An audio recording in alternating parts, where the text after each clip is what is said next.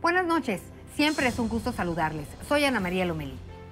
Es mexicano, chiapaneco, abogado. Esta noche al filo, el senador Roberto Gil Suárez.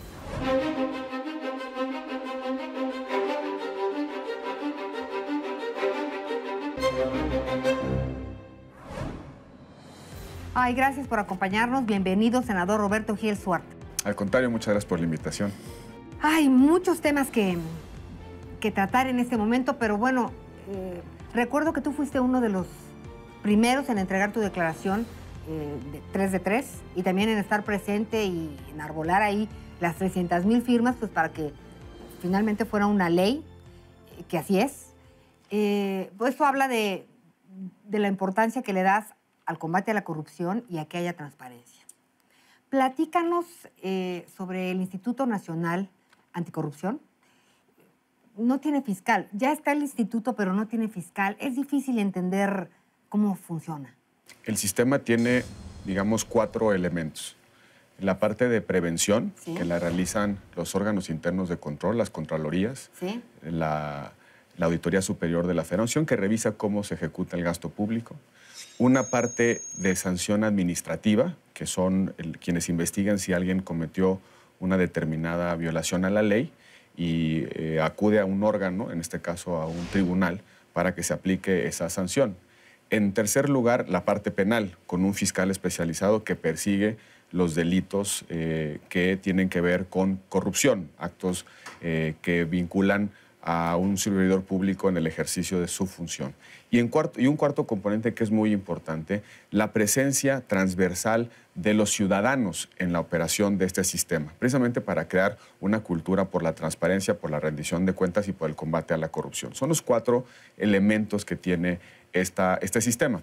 Ya integramos los órganos de observación ciudadana, los de acompañamiento ciudadano.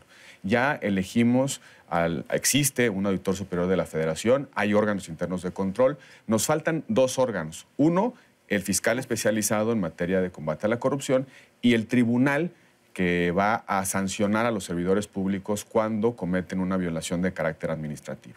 Estamos en el proceso de implementación de lo que legislamos, primero a nivel de reforma constitucional y después a nivel de 7 leyes que tienen que ver con reformar de manera integral el sistema nacional anticorrupción y combatir de manera frontal la corrupción y la impunidad en México. Sin lugar a dudas, hablar del Sistema Nacional Anticorrupción en nuestro país es un avance importante.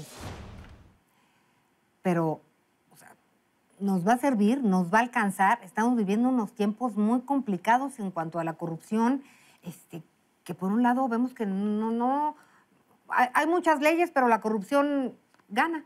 En efecto, yo creo que la corrupción y la impunidad son los 2 grandes problemas de la democracia mexicana, son los 2 grandes problemas del país. Que cuando un servidor público se corrompe, que no paga las consecuencias y que utiliza su función pública para generar un beneficio personal.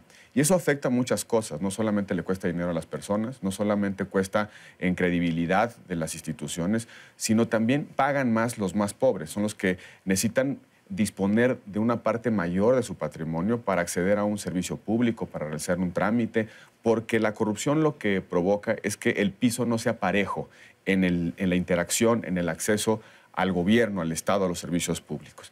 Creo que tenemos que afrontar de manera clara y directa este fenómeno. El Sistema Nacional Anticorrupción es un avance notable. No teníamos instituciones fuertes para prevenir y sancionar la corrupción. Y de repente nos encontramos con casos de evidente corrupción, Veracruz, Nayarit, donde en efecto había servidores públicos que habían aprovechado ese cargo para beneficio personal, pero que no teníamos posibilidad ni de prevenirlo a tiempo ni de castigarlo. En consecuencia, creo que es un paso importante tener ya este sistema de instituciones para prevenir y combatir la corrupción. Ahora, ¿qué tenemos que hacer?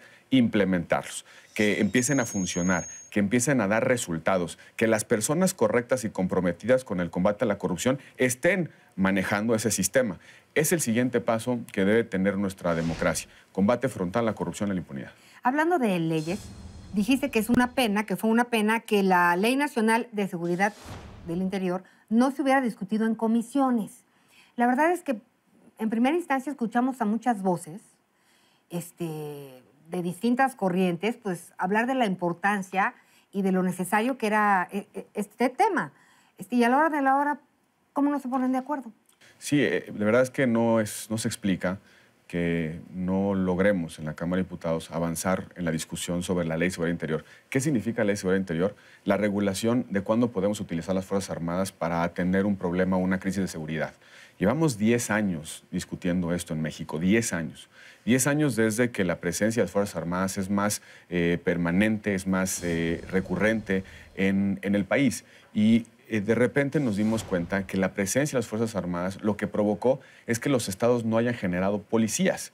Como ya estaban las Fuerzas Armadas, dejaron de invertir en policías. ¿Por qué? Porque siempre es más barato, más rápido, más fácil recurrir al ejército que formar policías. Y ahí están las consecuencias. Hoy tenemos estados en el país que tienen un problema gravísimo de seguridad y que no tienen cómo responderlo, y precisamente por eso se recurre a las Fuerzas Armadas. Es un círculo vicioso. La Ley de Seguridad Interior lo que trata es de romper ese círculo vicioso, que ya no puedan disponer los gobernadores de manera indiscriminada, de manera ilimitada del ejército, sino que esas intervenciones solo sean temporalmente acotadas por un tiempo y un espacio, y con el propósito fundamentalmente de permitir que el Estado recupere su capacidad propia de respuesta. Ahora no tienen temporalidades limitadas, se quedan permanentemente allí. En Tamaulipas llevan 10 años, en Michoacán llevan 8. En fin, ¿por qué? Porque no están los gobiernos locales haciendo su trabajo. La sociedad está empezando a sentir que las Fuerzas Armadas están siendo, digamos, percibidas como causantes de la violencia y no como contenedores de la violencia. Y creo que tenemos que racionalizar por qué utilizamos este instrumento. Lo utilizamos porque hubo una crisis de violencia en el país, pero tenía una lógica de carácter temporal, darle la posibilidad a los estados, al país, de tener policías. En el 2006 había aproximadamente 7,000 policías federales, 7,000 policías para una nación de más de 100 millones de habitantes con una complejidad social evidente. La administración anterior logró formar una policía federal de más o menos 39,000, pero de cualquier manera era insuficiente para enfrentar los retos que teníamos frente a nosotros, con lo cual tuvimos que recurrir a las Fuerzas Armadas. Hoy tenemos que regresar a las Fuerzas Armadas a su tarea original, pero sustituyendo la presencia actual de Fuerzas Armadas con buenos policías, confiables, creíbles, profesionales, bien preparados, competentes, que no se corrompan. Tú pediste al Senado, hablando de otras cosas y de lo mismo, que se redujera, por ejemplo, la edad para votar a partir de los 15 años. Sí. ¿Cuál era tu argumento? Mira, lo que estamos viendo en el mundo, algunos países hicieron este pequeño ajuste y le dieron a los jóvenes de entre 16 en adelante la posibilidad de votar, sobre todo en elecciones locales. ¿Por qué? Porque un niño que está a los 16 años está todavía en la escuela básica, en la escuela obligatoria, y todavía está en la casa. Es decir, no ha salido del sistema educativo y no se ha emancipado de su familia. La idea de reducir la edad para votar tiene como, digamos, fundamento convertir a la escuela y a la casa en una suerte de activadores políticos. Que los niños empiecen a adquirir, o los jóvenes que empiecen a adquirir hábitos cívicos, que empiecen a hablar de política, que empiecen a alentar los debates, que empiecen a comprender cómo funciona la democracia a través del ejercicio del derecho al voto. ¿Qué estamos viendo en el mundo? Que la gente cada vez participa menos. Y cuando la gente deja de participar, otros toman las decisiones. Tres casos concretos. En Inglaterra, los jóvenes no salieron a votar y los mayores decidieron salirse de la Unión Europea, el Brexit.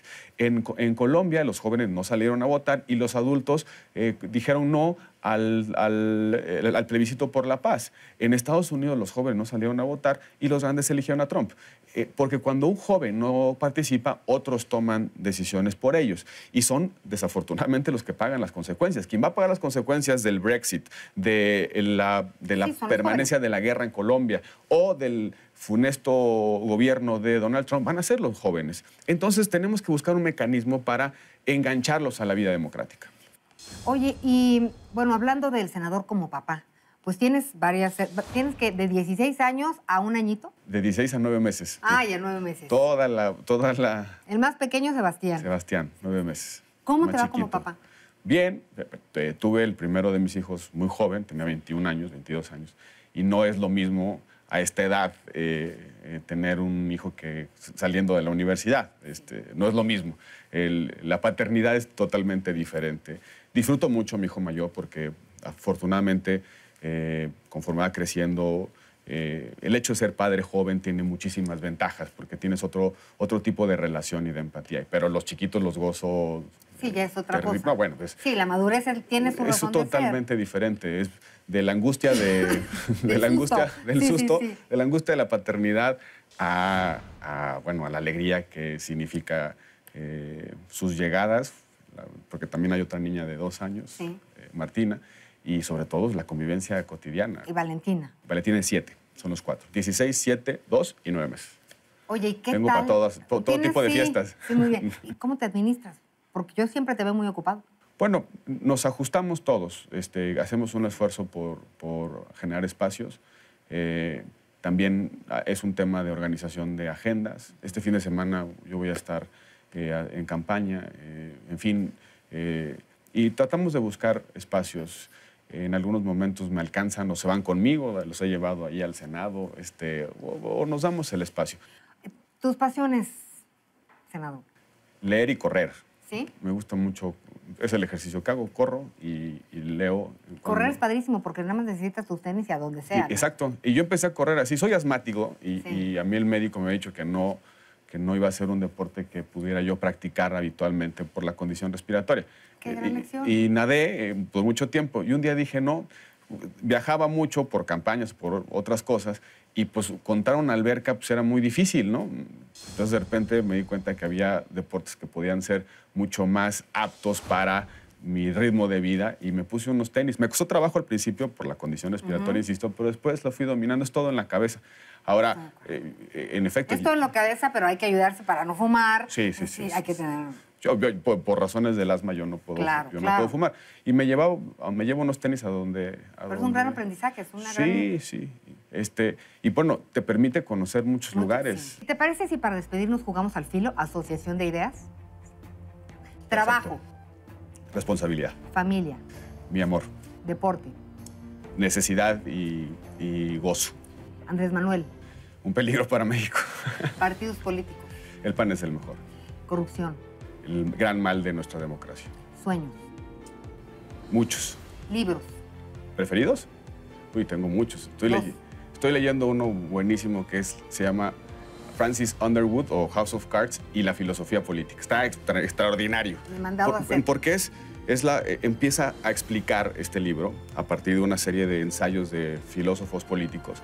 El personaje, la trama. Yo vi House of Cards y de repente... Todos casi. Pero, y en este libro te das cuenta, está escrito por 2 profesores de filosofía política estadounidenses y te van recordando todas las ideas básicas de la... Está padrísimo. Pero de los preferidos, Rayuela, 100 años de soledad, en fin. ¿Con qué sueña, senador? En lo personal, con darle una vida satisfactoria a mis hijos, que ellos se sientan orgullosos de su padre, que se sientan orgullosos de su apellido. Y por el otro lado, sí aspiro a concurrir, a generar un aporte para que México sea una mejor casa para mis hijos y para los hijos de los demás. Yo no tengo antecedentes familiares en la política, no tengo un tío, primo, papá, abuelito que se ha dedicado a eso, soy el primero. En algún momento me dijeron que estaba yo loco, pero la verdad... ¿Qué dices ahora? ¿Que yo no? Sí, un poco. Tienen razón en haberme alertado en algún momento. No, la verdad es que cuando yo decidí hacer de esto mi camino de vida, lo hice con la intención de dar una parte de todo lo bueno que me ha dado a mí la vida.